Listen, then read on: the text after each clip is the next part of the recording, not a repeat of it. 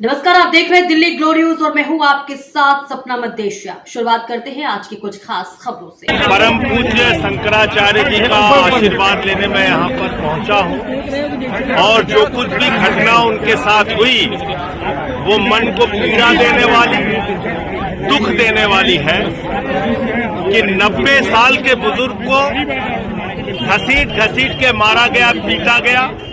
उनके शिष्यों को चोटी पकड़ के घसीट के मारा गया, पीटा गया और शंकराचार्य जी को स्नान करने से वंचित कर दिया गया। ये घोर पाप इस प्रयागराज, इस पवित्र धरती पर हुआ है और इसके लिए कोई और नहीं, उत्तर प्रदेश की तानाशाह सरकार और उनका प्रशासन जिम्मेदार है। साथ ही साथ इतना बड़ा दुर्भाग्यपूर्ण मामला है कि शंकराचार्य जी से शंकराचार्य होने का प्रमाण मांगा जाए। जो लोग आज तक अपनी डिग्री नहीं दिखा पाए वो शंकराचार्य जी से शंकराचार्य होने का प्रमाण मांग रहे। शंकराचार्य क्या कोई प्रधानमंत्री तय करेगा, कोई मुख्यमंत्री तय करेगा, कोई पुलिस का कमिश्नर या कानून गो तय करेगा? शंकराचार्य हिंदू धर्म के रीति रिवाजों से तय होते हैं और इसमें किसी को भी हस्तक्षेप करने का कोई अधिकार नहीं है। शंकराचार्य जी से विरोध शासन प्रशासन का इसलिए है कि इन्होंने अविरल और निर्मल गंगा की बात की, इन्होंने गौ हत्या पर रोक लगाने की बात की। पूज्य शंकराचार्य जी ने माघ मेला जब महाकुंभ हुआ उस दौरान जो भगदड़ में मृत्यु हुई उस पर सवाल उठाए। तो इसलिए आज उस चिढ़ के कारण, उस जो इन्होंने समय समय पर अपना तीव्र विरोध दर्ज कराया उसके कारण से शंकराचार्य जी का अपमान हो रहा है। इसलिए मैं अपना समर्थन देने के लिए आया हूं क्योंकि कल तक मेरी पदयात्रा थी।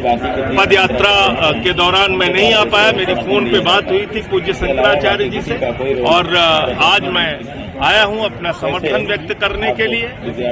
परम पूज्य शंकराचार्य जी ने काशी कॉरिडोर का जब मामला हुआ था उसमें सैकड़ों मंदिर तोड़े गए थे, शिवलिंग तोड़े गए थे। उस मामले में भी इन्होंने FIR दर्ज कराई थी। उस मामले में भी हमने साथ में रह के आवाज मिलाई थी। इसके साथ साथ जब अविरल निर्मल गंगा का मामला इन्होंने अभियान चलाया था पूज्य शंकराचार्य जी ने, उस वक्त भी हम लोगों ने साथ दिया था।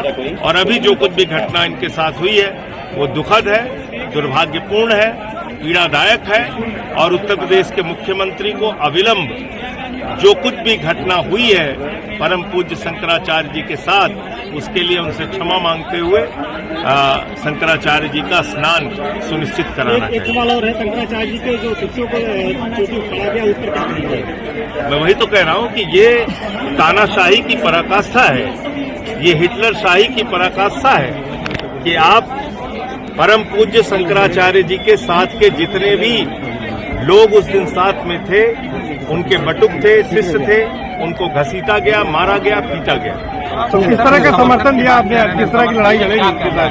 अरे यार, समर्थन दिया। देखिए, जहां जिस मंच पर मुझे अपनी बात कहने बोलने का अवसर मिलेगा वहां अपनी बात कहेंगे।